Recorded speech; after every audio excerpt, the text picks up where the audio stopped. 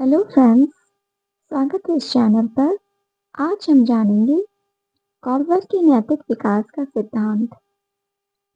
Lawrence Kohlberg जो एक अमेरिकी वैज्ञानिक थे जिन्होंने नैतिक विकास का सिद्धांत दिया और उन्होंने इस सिद्धांत में बताया कि व्यक्ति में सही और गलत की पहचान करने की क्षमता उम्र के साथ कैसे विकसित होती है। नैतिकता का अर्थ होता है सही गलत की पहचान करना। नैतिक तर्क या मॉरल रीजनिंग क्या होता है?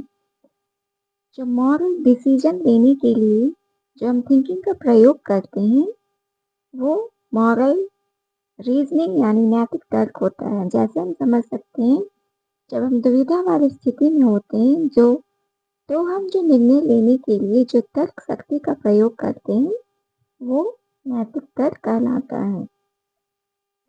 कॉलबर्ग के इस सिद्धांत को लिंग रूढ़िबद्धता सिद्धांत या जेंडर बायस्ड थ्योरी के नाम से भी जाना जाता है, क्योंकि जो कॉलबर्ग थे जिन्होंने सिर्फ मेल बच्चों का ही सैंपल दिया था, इसलिए इसे जेंडर बायस्ड थ्योरी के नाम से भी जाना जाता है।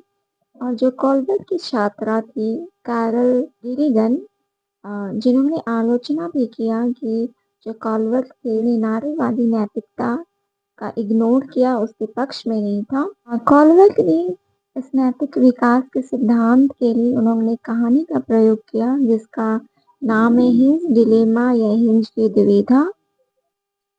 इस कहानी में उन्होंने एक हिंज नामक व्यक्ति के बारे में बताया जिसकी पत्नी बहुत बीमार थी और उसके लिए दवाई की आवश्यकता थी। उस दवाई का कॉस्ट बहुत अधिक यानी 10 गुना था और जिसे वो अफोर्ड नहीं कर पा रहा था, जिससे उसे केमिस्ट शॉप से दवाई चुरानी पड़ती है।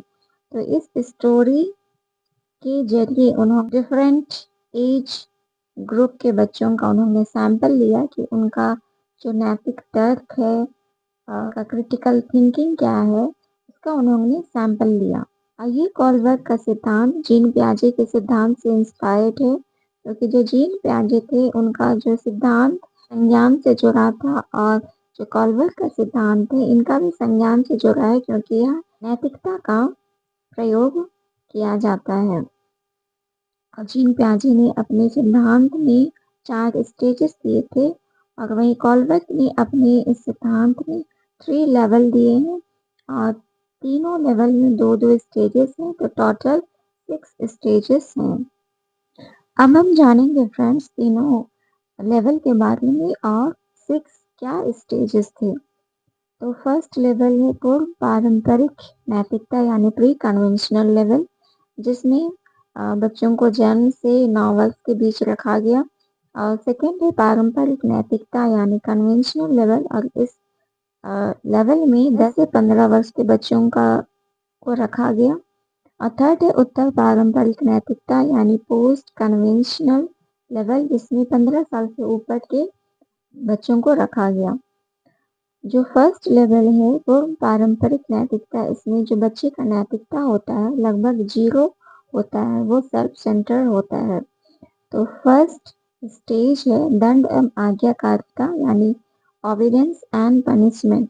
इस स्टेज में बालक दंड से बचने के लिए किसी भी नियम का पालन करता है, यानी वो जो कुछ भी करता है उसे लगता है कि मुझे सजा दिया जाएगा, मुझे पनिश किया जाएगा, इसलिए मैं किसी भी काम को करूंगा ही करूंगी। और सेकंड स्टेज है प्यार की अवस्था, इसे जैसे को तैसा भी बोला जाता है, यानी tit for tat, individualism and exchange.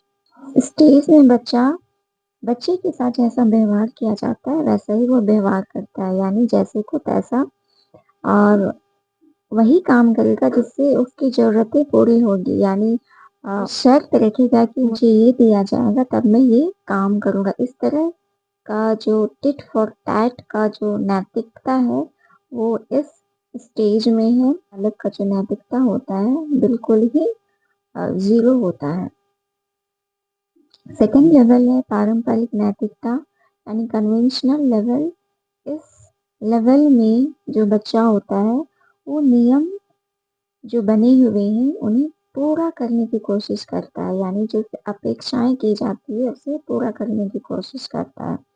First stage है अच्छा लड़का या अच्छी लड़की यानी गुड इंटरपर्सनल रिलेशन, यानी बच्चा अच्छा लड़का और अच्छी लड़की बनने की कोशिश करता है, यानी जो भी काम करता है सम्मान पाने या प्रशंसा पाने के लिए करता है।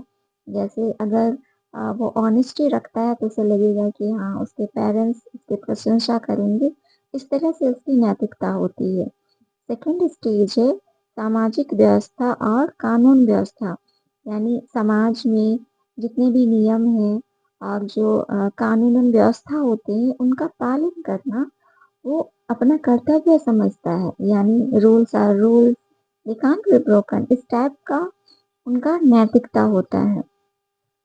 थर्ड लेवल है उत्तर पारंपरिक नैतिकता यानी पोस्ट कन्वेंशनल लेवल, और इस स्टेज में जो व्यक्ति का नैतिकता लेवल होता है वो सही गलत व्यक्तिगत मूल्यों के आधार पर होता है। इसका फर्स्ट स्टेज है सामाजिक अनुबंधन और व्यक्तिगत अधिकार यानी social contract and individual rights.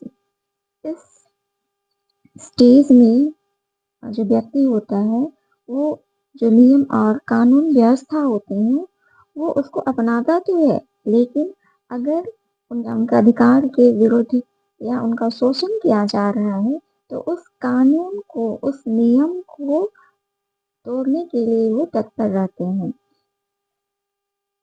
जैसे राजनीतिक तौर पर बहुत सारे नियम कानून बनाए जाते हैं, लेकिन अगर पब्लिक को वो सही नहीं लगता है तो वो प्रोटेस्ट करते हैं। तो 15 साल से ऊपर के व्यक्ति इस तरह की नैतिक सोच रखते हैं। सेकेंड स्टेज है सार्वभौमिक नैतिक सिद्धांत यानी यूनिवर्सल एथिकल प्रिंसिपल। स्टेज में जो व्यक्ति होता है वो मानवता न्याय या समानता इन सबका पालन करता है, भले ही उसके लिए कानून का विरोध करना पड़े। मतलब जो कानून व्यवस्था तो रहते हैं लेकिन वो अपनी मानवता न्याय समानता इन सब का पालन करता है। जैसे एग्जाम्पल के लिए जो रंगभेद की नीति थी दक्षिण अफ्रीका में, जिन्होंने नेल्सन मंडेला ने व्यक्तिगत रूप से उसका विरोध किया, और आने समय में जो सती प्रथा कानून व्यवस्था था उसे विलियम बेंटिक ने राजा राम मोहन के सहयोग द्वारा उसका विरोध किया और उसका खात्मा किया। तो इस तरह से इस स्टेज में व्यक्ति का नैतिकता इस लेवल तक होता है कि वो उस सारी कानून व्यवस्था को तोड़ने के लिए तत्पर रहता है। स्टेज में बहुत कम लोग ही पहुंच पाते हैं क्योंकि इंडिविजुअल होता है। आगे हम कुछ PYQ क्वेश्चन का एनालिसिस करेंगे फ्रेंड्स, जिससे ये टॉपिक और अच्छे से समझ में आ जाए। तो फर्स्ट क्वेश्चन है रजनी अपने मित्र की क्रियाओं का निर्णय जैसे को तैसा यानी टिट फॉर टैट मानसिकता के आधार पर करती है, वह वर्तमान में संज्ञानात्मक नैतिक विकास के किस स्तर पर है। यहाँ टिट फॉर टैट यानी जैसे को तैसा नैतिकता के बारे में बताया गया है। तो इस अवस्था में जो बालक होता है वो सेल्फ सेंटर होता है, यानी उसका जो नैतिकता होता है वो लगभग 0 होता है। तो ये हो जाएगा पूर्व परंपरागत यानी प्री कन्वेंशनल। इसका सही आंसर हो जाएगा ऑप्शन 2। सेकंड क्वेश्चन है किस चरण में व्यक्ति का नैतिक व्यवहार मुख्य रूप से इस मानसिकता पर निर्भर करता है कि लोग मेरे बारे में क्या सोचते हैं।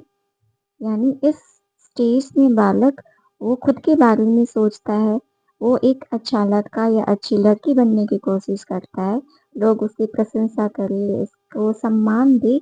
तो ये पारंपरिक कन्वेंशनल स्टेज होता है जहाँ बालक सम्मान पाने के लिए जो कुछ भी करता है।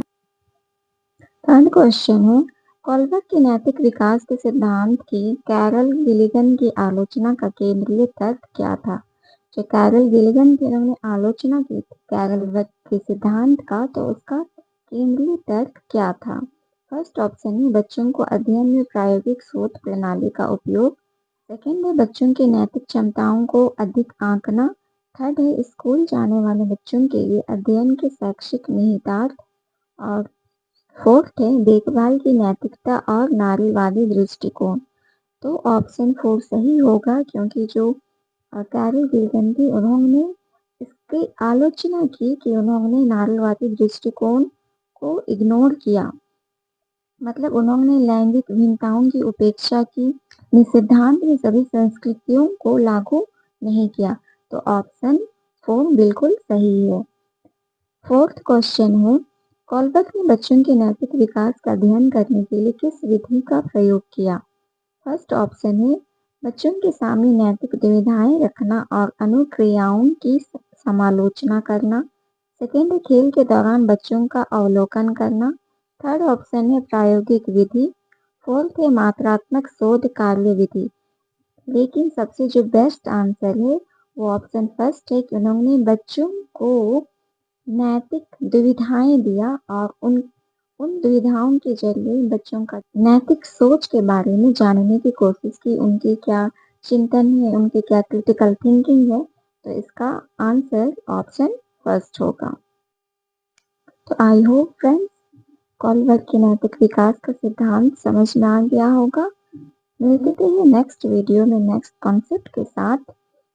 वीडियो हेल्पफुल लगे तो लाइक शेयर सब्सक्राइब करें।